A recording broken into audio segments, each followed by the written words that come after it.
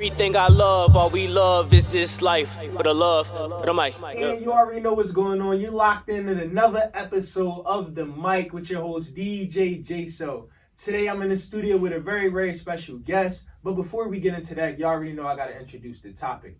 And the topic for today is going to be building relationships, building those genuine relationships, man. Because I think a lot of people believe that, you know, it's about the money, right? It's about the bread. Like if you're not spending no cheese, if you're not cutting no check, you're not gonna get nowhere, right? And it's not just that. It's not just the bread. It's not just about cutting the check. It's about actually building that relationship with a person and letting them know you serious about your business. You serious about your work, right?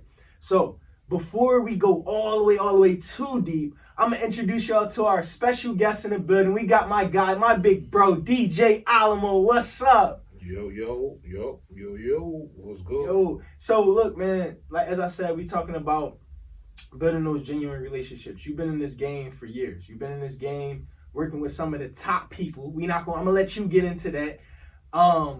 But so you know, you would have that firsthand experience from day one, before social media, before it got on TikTok, before we got on Instagram. You know what I'm saying? You had the streets. You had to be in the streets, and you had to tap in with these DJs. So let the people know, you know, just who you are, how you started out. You've been working with, shall we say, Gilly the Kid for some years now, right? Mm-hmm. What is it like for you to be working with such a big mega star, and still go through these phases where people can't like put a face to the name? You know what's so crazy? You know, it didn't even start from like it really started from ARAB. ARAB really embraced me first. Okay. But to really go back, I can't even front. It really was Tone Trump. You know what I'm saying? So okay, shout out Tone Trump. Shout out to Tone Trump. Tone Trump is the first person to put me on the stage in front of 15,000 people in Atlantic City. You know what I'm saying? So, you know, it started with him, and then I went to Jay Bezel, and you know what I'm saying, who was with the Dipset, with Dipset, but he was like the only Philly artist that was with Dipset at the time. Yo, shout out Dipset. Shout to Bezel, and then in that meantime, in the between of the Tone Trumps and I'm pushing my own mixtapes. Right. And what had happened was, and shout to you know, the good folks at Black and Nobel. What happened was, shout out Black and Nobel. So what happened was, he dropped some names right now. What happened was, it was about 05, 06. Right. I was going hard with the mixtapes. It was big back then. But I was more on the internet trying to, you know, do the internet thing and the DAP piffs and the, you know what I'm saying? Like, it was like that. But people kept saying, yo, where can I find your mixtapes? Where can I find your mixtapes? And it was still a little bit of an outside situation with CDs at the time. So what I did was, I went hard for 3 years. I just started busting everybody ass. Pause. Like, going you know what I'm in. saying? Like I don't care who it is in that era when I was coming up in Philly. Right. And I was making my move in Philly. There was nobody dropping more tapes than me. Make that the real that goes out there. He said, I want that the real. I want everybody to know and then, that and DJ then Hakeem, Alamo. And Hakeem and them could tell you, because I was coming in there with 4 tapes at one time. While somebody's dropping 1 or maybe 2, I was dropping 4 or 5. I come to Hot and I see what's going on in there, because one of my people was like, yo, you need to go to Black and Nobel. You need to go. So I said, all right, cool. So I went to Black and Nobel, introduced myself. But at the same time, I was hitting all of the African spots. And that's what really, really catapulted my mixtapes for a good 3 to 4 years, was the Africans. But in Philly, it started with Black and Nobel. Yeah, you know just for the people who don't know, because there's a lot of people that's jumping into this industry, right, big bro, that they don't really know about how what the scene was like back then. For people who don't know, Black and Nobel was like a bookstore, CD store, Health and Wealth, on Broad and Erie. And when I tell you they had it on Smash, all the hitters went through there. Everybody came through there. A&R, ARAB, Meek Mill, whoever. They all came through Black and Nobel, right? So if you had a mixtape and it was popping at the time, it was everybody couldn't get on them shelves. No. That's one thing I can tell you. If you was a rapper, you had to And you or you could put it there, but you ain't getting no consignment. Yeah.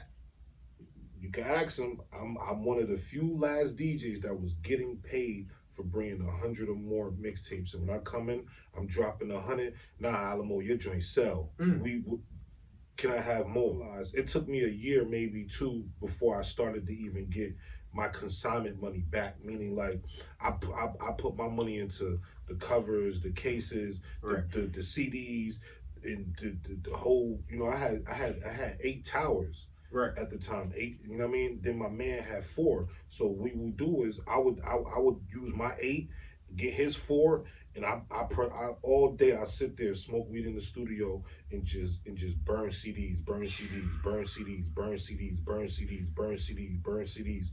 And my whole thing is like, yo, I gotta have more tapes out there than anybody. Started the whole thing with the whole verses, like I did Mary J. Blige versus Keisha Cole. I did Future versus Meek. He said this is verses before the verses. I have the proof of it. Like, you know what I'm saying? Yeah. North versus West, East meets the South. Like I was doing it. So AR Ab came in, and AR Ab said, "You're gonna do every mixtape from now on." After he got shot up 10 times, he called me from the hospital. That was big. That was another big thing in Philly. Free AR Ab, free the men.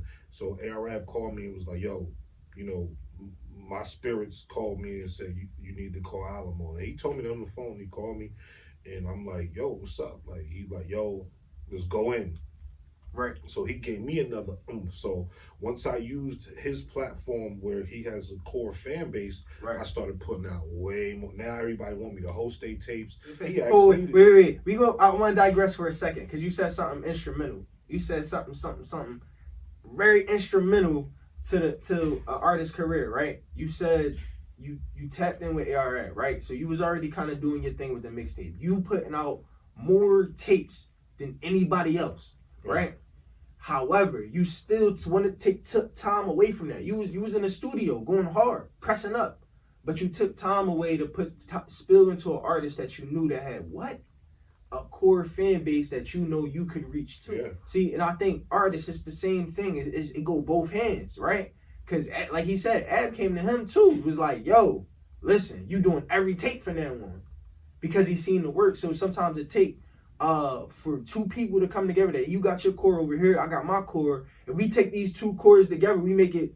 You know what I'm saying? We make a bomb out this motherfucker. And that's what happened. Who Harder Than Me Too really introduced me to a whole new platform that opened me up to, put it like this. After Who Harder Than Me 2 dropped, there was no mixtape site that was just, they was calling me for tapes. Dat Piff gave me my own account. My Mixtapes gave me my own account. Live Mixtapes gave me my own account. Every Audio Mac gave me my own account. Everybody started giving me my own account. Like, no. We want exclusive. When you drop the next one, we'll pay you. And some people didn't know that some artists was getting paid to drop exclusive tapes on just one site. So it's like all the traffic goes there. That's what we was doing. So you had to be behind the scenes doing that. And again, there was a marketing strategy. We would say, all right, no, we're gonna just drop it on that Piff, right? For Monday to Wednesday. Then Wednesday we'll give it to the rest of the sites. So now sites started to catch on. Like, no, I want the exclusivity. Like, I'll pay you more for you to drop it on my site instead of their site. So that's when the bidding war started with people's tapes. Meek, when he was dropping them tapes, he was getting paid from the sites because the numbers was doing astronomically. It's like you can't go around it. And that's another one. You just dropped a crazy gem for the media, man. You just dropped another crazy gem for the media, because there's a lot of people that's creating websites. They building these sites. They trying to build playlists. Everyone is trying to get a piece of this pie right now. Everybody wants a piece of the industry. But the key thing that people need to understand is like that networking and understanding, like, all right, just to go back to what we was talking about the bag. Like, the bag isn't for for rights. You are who you are. You are the right. The bag is for that prestige, that priority. Like you said, it's like, yeah, every other site gonna get it, but no, I want it first. I want people to know that my site got it first, and that creates that exclusivity. It was all about the traffic that you was building. So if I had all of the traffic coming to me, it's like, oh, all right, well, I want to be over there. So now you got all these sites that are building these type of platforms for you to be here and be seen. But it's like, well, like, where's your exclusivity? And I'm back on it. I'm back on the mixtape scene. Whether people is like, oh, that's outdated, it's cool, whatever. Now, I know where it works at. Me personally, right. I know where it works at for the and see, I think like you talked about Traffic, right? Right. And that's really where your core fan base is. Like your core fan base is gonna follow your Traffic. So it's like, for instance, if everybody that bang with Alamo is going to my mixtapes to listen to Alamo, then that if you want promo from Alamo and you want to get heard by people that listen to Alamo, that's where you want to be. Yeah. So it's like you can't, like you said, you can't really fight the wave if that's where it's going. Shout out to my man DJ Crook Rock. I still have, like, if I was to drop a mixtape, I still have street promo that's going to go into the mom and pop stores. You go down south, there's still CDs in these stores. You know why? Because everybody down south does not all drive foreign cars. They still got donks. They still got classic cars. They still got caddies. And they still have CD players. Yep. You know what I'm saying? So it's kind of like, yo, you go down south, you go down deep in Florida, you go down deep in Atlanta, Georgia, you go down deep in Alabama, they still are listening to CDs. Right. However way they got it, or again, is still out there. You go to Houston, people still are listening to CDs. I think what's dope about the mixtape era, right, and the evolution of it, right, because the mixtape era, like you said, it was those CDs, like, yo, it make this the South versus East, this versus that, trap versus drip. Like, you can do all these different versions and have these different mixes of music. Right. So that's why people still love the mixtapes, right? But now, like you said, we got that Piff, we got live mixtapes, you got my mixtape, you got so many different Audio mixtapes. Mac, you got all these places that you can upload to, and it's like you gotta take heed to it. You could upload to like all these other little sites and do this and do that, but at the same time, if I could go to a gas station in North Carolina and your mixtape is still sitting in a rack, come on, man. What's crazy about evolution, man, is everybody doesn't always keep up either, too, right? Because you're gonna have, like you said, you had those people who wasn't with the my mixtape and wasn't with the Audio Mac, they wasn't with the Mixcloud, and it's crazy because now, these are the only platforms where you can actually still download music. Cause like you can't download because it's the copyright, right? It's the copyright infringements that people going through. So people, this is the thing: the sites don't want to pay nobody no more. They like, oh, we want to eat, we want to eat, we want to eat. So that's why live mixtapes. I keep telling y'all, please start dropping your music on live mixtapes, Audio Mac, things like that. Go there. They give you the same rights that Tidal gives you. They give you the same, attributes that Tidal and Spotify and all these people give you. Go back to your people and your roots, because they giving you the same deal that you can get at Tidal, iTunes, and all of this. Make your own people's stuff hot. Make our culture hot. It's crazy that you really drove us right back to our topic, because we talk about that genuineness, like how to build that genuine relationship, right? So, and you talked about core. To even obtain a core fan base, you need to kind of bring it home. You need to focus on those people around you, right? And kind of build the relationship with those people. So that DJ that's also on Audio Mac, get with him and collab with him. You know what I mean? Build that relationship. That artist just reached out to me and said, hey man, I want to get some work done with you. And I'm like, all right, what you need? I want to be on all the playlists. And I was like, that's it? Yeah, like if I get on the playlist, then he, I guess he has somebody told him some long story. Right. You feel what I'm saying? And I'm like, bro, it don't work like that. Like, just because you on a playlist, that doesn't mean that a DJ is gonna play your music. You understand what I'm saying? And that's what people was getting it wrong. What you listen to as a playlist is what you listen to. That's what you like. That's when you're in the shower, you driving home from work, you driving to kids to wherever, you with your girl in the car, you catching the vibe. Facts. What's on the playlist is not what's played in the club. I don't care what anybody tells you. No, like playlist helps in reference to, like you said, that's what people listen building to. fans. Right. So if you get on multiple people's playlists, ideally what this does is like more people hear you. Exactly. This triggers the algorithm that says that all of these people like Future, and they also like you. So now what we're gonna do is we're gonna keep putting you in more playlists with artists like this, and showing you to fans that like this type of music. Right. So it kind of like keeps you in a little bit of a box. Yeah. Well, but it puts you in your lane. I mean, you want to find your core, like we talked about a core fan base. Right. So now your core fan base is saying, I listened to you because I found you on Future's playlist. Yeah. But when I go to your concert, you don't sound anything like Future. Right.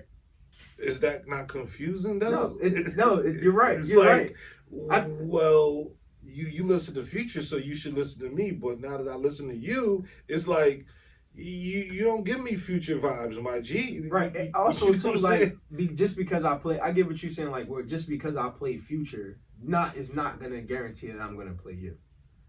But that's what they'll feel like. Yeah. That's what the artists will feel like. Like, well, if you like Future, then you should like me. I mean, or if you like NBA Youngboy, you should like me. And then no, because sometimes I may do. Like, that's the thing. That is the thing, big bro. Like, sometimes I may listen to, like, for Designer, right? That's the prime example. We gonna go to there. Everybody liked Future when Designer came out with Panda. I thought that was Future. And we loved it. And we didn't question it until because you got to remember something. There was no visual on him until like a year later of who he was. Nobody even knew who Designer was. We just heard the song. Right. So we was all confused like, man, Future out here tripping. But then he said, I got broads in Atlanta. So we thought, yeah, maybe that is him because he's from Atlanta. You feel me? Right. But then when we see it's Designer and he's a Brooklyn nigga, it's like, wait a minute. The fuck going on? You right, but the idea is it caught us. That was the whole point. True, but look, it caught us. It caught us. You know what I'm saying? Like, is it over for Designer? I don't know. Do I care to hear anything from Designer? Doubt it. Not really. But that doesn't mean that boy ain't did the right thing with his music and the money that he did get.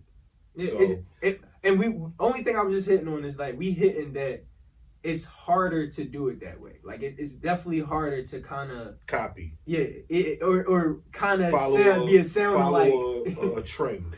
Yeah, you follow a trend, you become part of that trend. When it dies, you die with the trend. Yeah.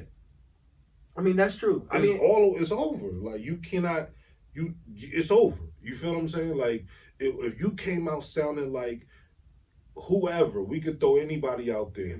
Let's say you came out sounding like Drake. Okay. You're not going to last. No. Because we already adapted to Drake, and we're adapting also still to the new Drake, people are so pissed off with Nick Drake's new album. It's like, you're not even, your brain not even open to understanding that when you go to Greece, that's what you're going to hear. Right. But 9 times out of 10, some of the people we talking about ain't never going to go to Greece anyway. Honestly, like, I think, especially when you coming out new, that's why we're talking about building that genuine relationship.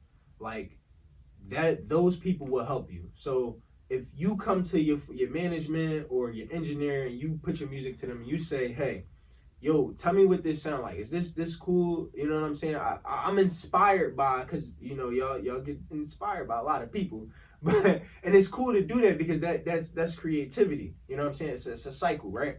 But those people will help you be like, look, that's hot, but take that effect off, or you know, take away that echo, or you know, like those ad libs don't really sound like you.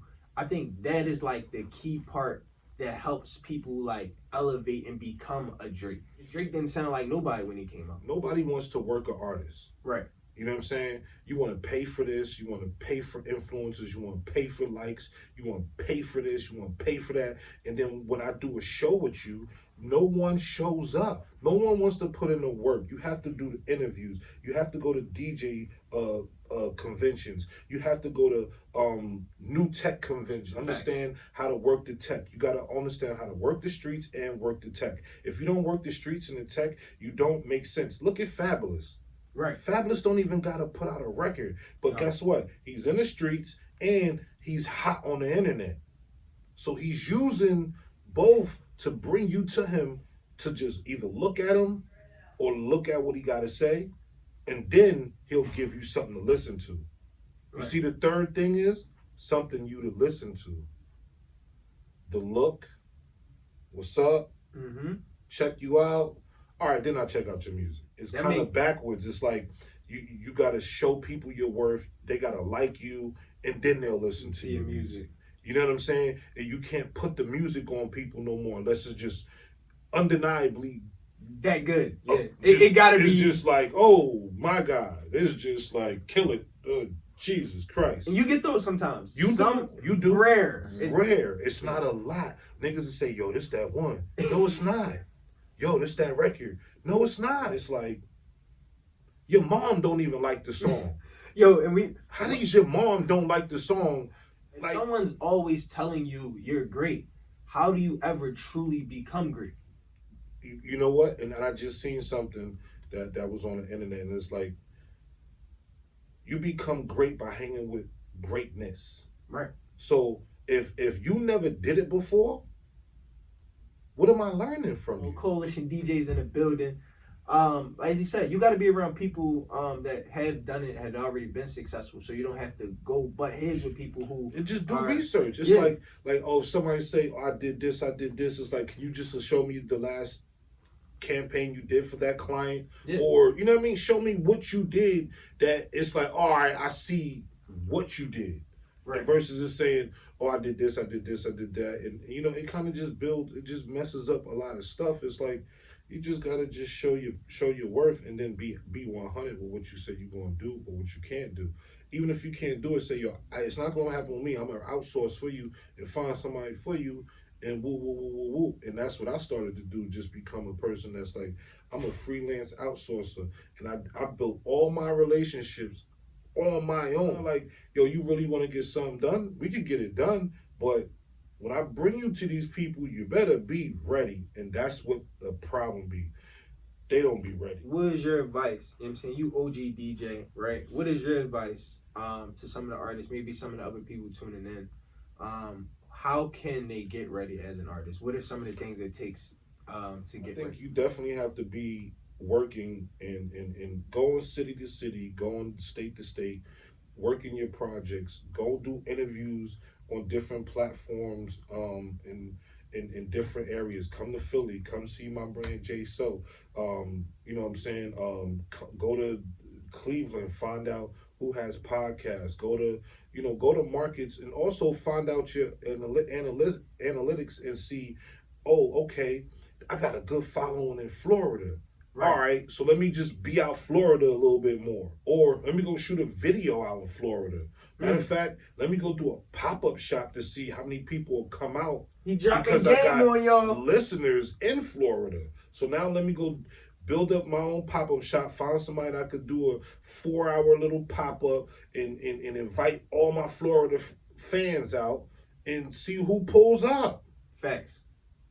Nobody might not pull up, but you laying some type of ground. Like, that's the thing where artists get mixed up, right? They believe everything should be like, it's a handout thing, or I'm not coming to a show unless I'm getting paid. No, set yourself up to get paid while you down there. Or this show. The other thing, it's like, why would I pay you and no one's here to see you? If I'm an artist and I got 100 people that's going to buy a ticket at $100. Okay, all right, we might be talking. That's different. Yeah, that's different. But if that's not the case, just like you said, don't do it. Don't even think about it. And that's where because we talking about relationship here, right? It's like when you come to perform at these venues, you're not just building a relationship with the promoter. You building a relationship with the club owner. You building a relationship with that DJ. For instance, when you come to this performance, you're gonna pass your music off to that DJ. That's your first introduction. That's your that first meet, right? That first impression. The last thing you want to do is be the type of person that's there with an attitude because you think you somebody. And this happens a lot. And as a DJ, doing a lot of events, especially with artists, independent artists. I support a lot of the independent artists. As independent artists, when you're trying to build these relationships with your DJs, with these promoters, you can't come with this ideology of that people owe you something. They walk in there, their whole aura is, yo, I'm so-and-so, like, Okay. And you great. I'm not against it. It's just okay. Like, what do you I'm great too, though. I'm the man in my story. You want me to give you a platter and just let you and just bow my head? If you never been on tour, you never had a platinum record. You never. I don't care what you do and who you are. You're just a regular artist, a new artist, a brand new artist. I won't even say independent or. You know what I mean? Before I go ahead and move forward, I'm gonna say this. I don't believe that independent is any type of downplay. If anything, I think independent is a step above an industry artist because those people are taking 360 deals and they know it. They don't care. They're just taking it because they feel like they can make something out of that versus the independent person. You're building it from the ground up. You doing it from the muscle. This one goes out to all my DJs. I know all of y'all gonna feel like shout out to the DJs. But y'all, you ever get an artist who be like, but I'm an independent artist. Yeah. But you hear the words, but I'm a independent artist. They say that like, yo, bro, like, come on, man, but I'm an independent artist. Like, what does that mean? Like, I don't care that you're an independent artist. I'm an independent DJ. Right. So it's a breakdown where it's like, well, what does that mean? Because when I hit them back with the same thing, like, well, I'm an independent DJ, they'd be like, all right. They don't both looking at each other. It's like, well, what are we doing? Like, I just feel like you should rock with me. I rock with you. You're a good person. Yeah. No. See, and this is what you cannot try to use my genuineness because people do this a lot, right? Because when you a genuine person, and this is why people be turning Hollywood a lot, right? If y'all want to stop making people turn Hollywood, stop doing this. Stop using people's kindness and genuineness. Like, if they say, yo, I like that new record you got, you know what I'm saying? Don't turn around and just be like, hey, can you play this on your station? Like, it's a protocol. It's going to be some type of submission. It's going to be some type of consultation. It's going to be something involved where you can't kind of try to skip over that because I'm being genuine. Here's the thing about it. Why ask me to play your record if you're not going to post it? You're not going to listen to it. You're not going to tell your people to listen to it. You're not going to even acknowledge that I'm playing it on the radio. No disrespect. You got new guys that feel like, well, I don't need the radio, blah, blah, blah. Cool. What about in the club? But again, it leads back somewhere. If I'm playing on the radio, 9 times out of 10 I'm gonna play it in the club if I like it. Right. But they don't care for that. It's like, no, I'm lit, but then get to the club and don't realize why the DJ don't got your music. Do you ever feel weird when you walk up to a DJ and you think you the man, and you think you lit, you think you popping, and you go up there to the DJ and he don't got your song? How do you feel? That's a very great question. That goes back Drop to it in the comments. I'm going to put out a reel. Right. That's what goes back to the relationships. You don't got no relationship with no DJs. Y'all don't try to build a relationship with the DJs. Right. Y'all just expect the DJ to play your music. Yo, man, you supposed to play it. No, not. Nah. I mean, it's when I got my when I came into the club and the promoter booked me, he did not specifically say play all independent rappers. I'm going to pay you to play people music that nobody in this club came here to hear and knows. And it's crazy because DJs, we do break records, right? We break records, so we make them cool. It's like you go to Hooters or something, there's music in the background. It's like, okay, yeah, they playing Sir Mix-a-Lot. You know what I'm saying? Like, you know what I mean? You don't got no choice. All right, cool. It is what it is. It's the same way when we in a club and we play y'all record and these people don't know it. It's like, okay, sounds good. The beat sounds good. Don't know it, but it sounds all right. Yeah. And then the more they listen to it, or the more we bring it back, the more we force it on them, the more we tell them, pay attention to this record, da-da-da-da-da. What are we doing?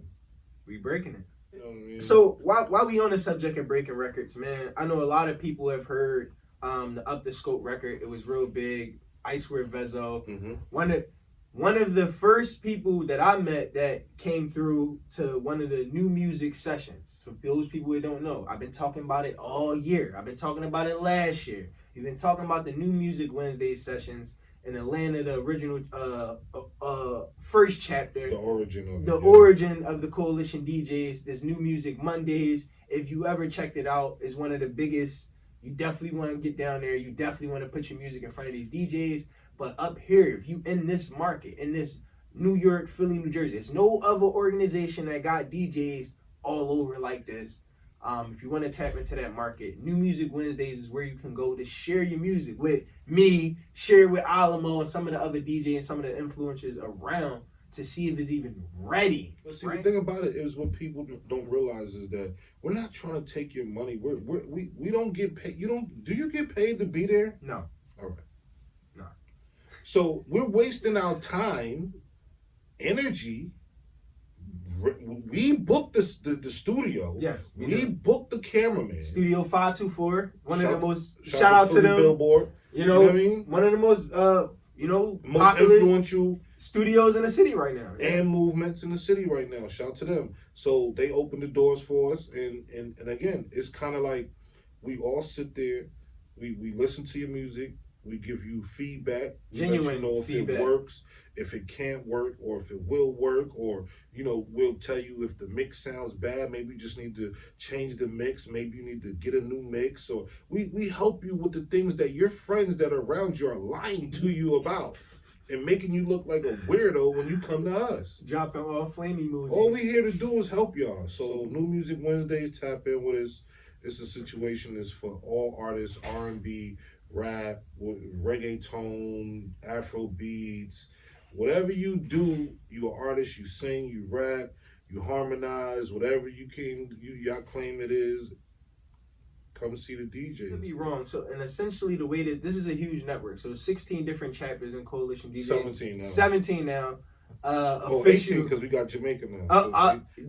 Coalition DJs, Jamaica. We going international now. But 18 different chapters, and essentially the way this works is if you could tap into each new music session and meet each city's DJs, essentially your core fan base or your core of people that's supporting and playing your song, pay attention, would be huge. Because like when it comes to Ice Where Vezzo Spins in Philly, it really comes from us. Yeah. The majority spins, it comes from us, Coalition Philly. Yeah, we support Vezzo over here. We were supporting Vezzo. Once they told us what it was, we've been supporting him and pushing him. And so at the end of the day, I know we helped a lot with him in Philly as far as us as DJs playing a record and busting it in people's face and ears, and it's like, why they keep playing this? Why they keep? I mean, in Philly, I feel like Philly embraced Vezzo, man. They did. I They really definitely did. They definitely they've been rocked with them. It's just you got to understand. It's them underground DJs, like the ones that like be in the bars and the underground spots that make Vezzo what Vezzo is. He's not on radio yet. He might have a couple of records, one here and there, but when he's in rotation, like Drake and all of them, then it's real. Yeah. But it is real now. But it's like, again, if you're in tune with him, you'll know. So shout to Vezzo, shout to Chanel, shout to Ill Will, shout to the whole Detroit. Coalition Detroit. Speaking of the Coalition DJs Detroit, man, they was one of the people that showed major love when we was down there at the Coalition anniversary. Mm-hmm. While we on the subject of the anniversary, make sure y'all stay locked in, keep a lookout for the Coalition DJs Philly 4th anniversary, right? 4th year anniversary, man. So definitely you already know the tickets is going to be coming out, flyers going to be dropping soon. Stay locked in. We might have Vezzo in the building, so stay locked in for that, man. Yeah. OG, anything else you want to let them know before we jump up out of here? Nah, man, just pay attention to this movement. All artists, DJs, producers, promoters, entrepreneurs, tap in with the situation. It's dope energy in here. Yeah. I appreciate the invite. So, other than that, what I mean? Follow me Instagram. I am DJ Alamo. Y'all better follow Big Bro, man, on IG, man. I am DJ Alamo. Miami every weekend. I'm going around back in the area doing some things, but other than that, Miami is where it's at. I mean, you got to come get some sun. Shout to all the artists, independent artists. You know what I'm saying? Whether you believe or not, build with your DJs. That's my message. Build with the DJs, build relationships, and go out there and do interviews, go work, go put your name out there, travel, and meet new people in different areas. Strangers will make you rich. Yo, you already know it was a pleasure having you, big bro. I'm glad you had to come through. I'm glad you dropped some game on these artists. Let them know like what it really takes to kind of build those genuine relationships, how to actually make it happen. You never play no games with us. You always keep it straight and funky. So I'm glad you did the same thing for them today. Man, I appreciate you. Everybody else, man. Peace out, y'all.